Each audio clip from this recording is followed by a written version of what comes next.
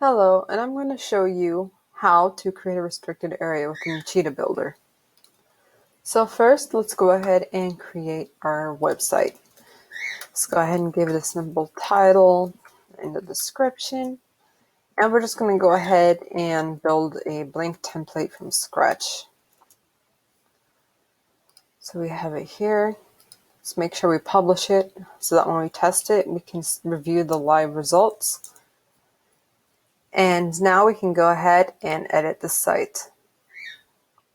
So first, you want to make sure that you have the page that you want to create the members area on. So let's go ahead and make that spare page. Type in some information. Save. Now we have a page. So now comes the important part of creating the members area. We do that here by going to this button. We can add the name of the area here, as well as give it a description as usual. And the part that's really convenient is if you have multiple members areas, you can sort them by color by selecting right here. And there's multiple options depending on what you're most comfortable with.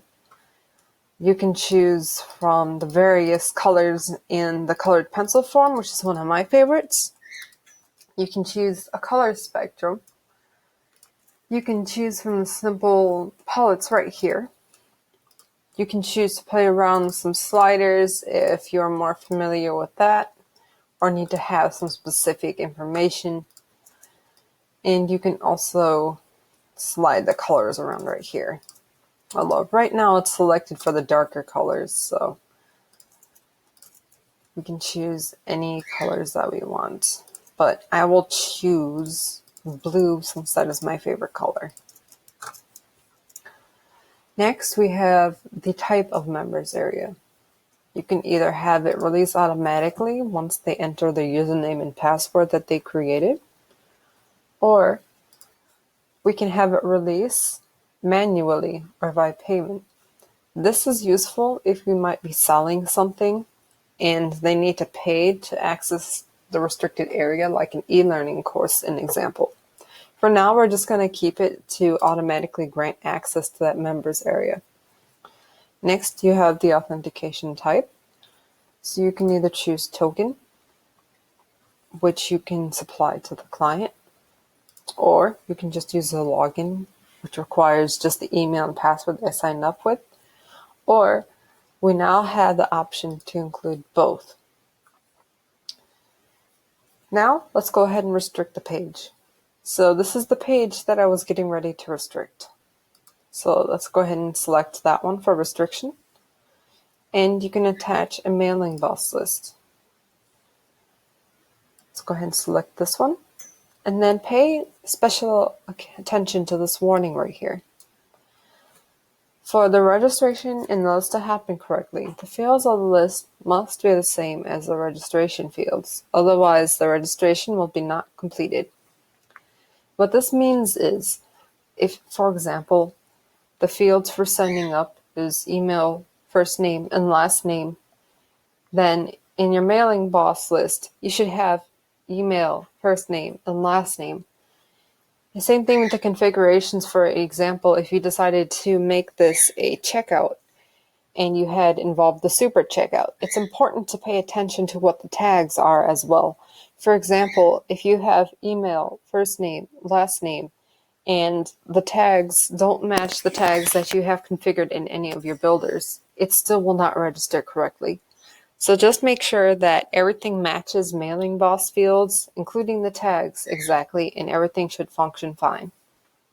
Let's go ahead and save.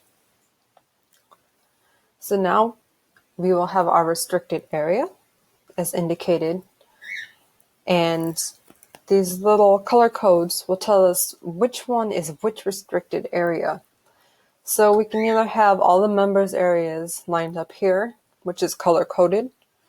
So we can look right here, for example, if we were checking which site was a restricted area, and I can tell by hovering over it which one was the restricted area that was combined with that one.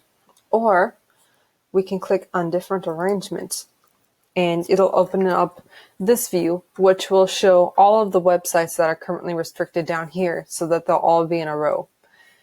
What this means right here is that even though these are looking like two copied pages, they are not two different pages.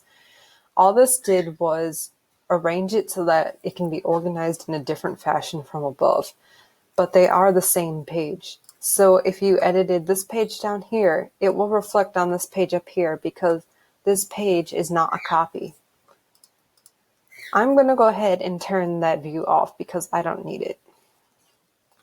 Next, now that we have our restricted area, we can configure how the client will enter. Let's go ahead and enter the editor. For this example, we'll just make a simple button login. So let's go ahead and add a blank panel.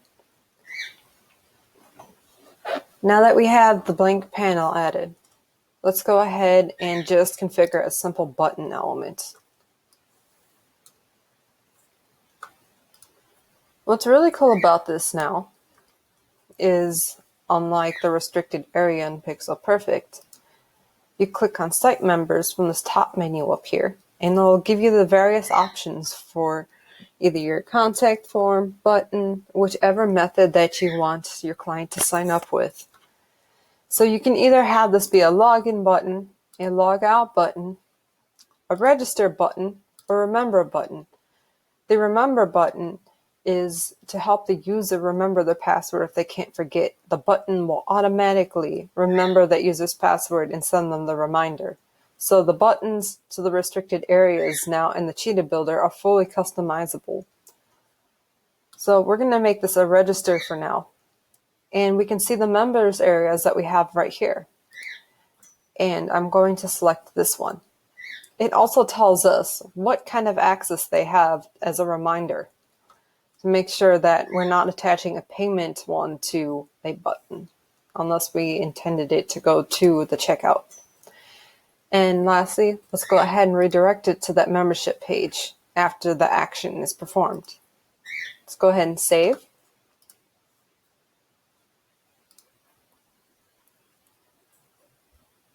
Now let's go ahead and check it out real quick. All right, here's our button. If you click it, we have the register field, and they'll be able to sign up, and then they will automatically be redirected. And that is how you set up a simple restricted area within the Cheetah Builder.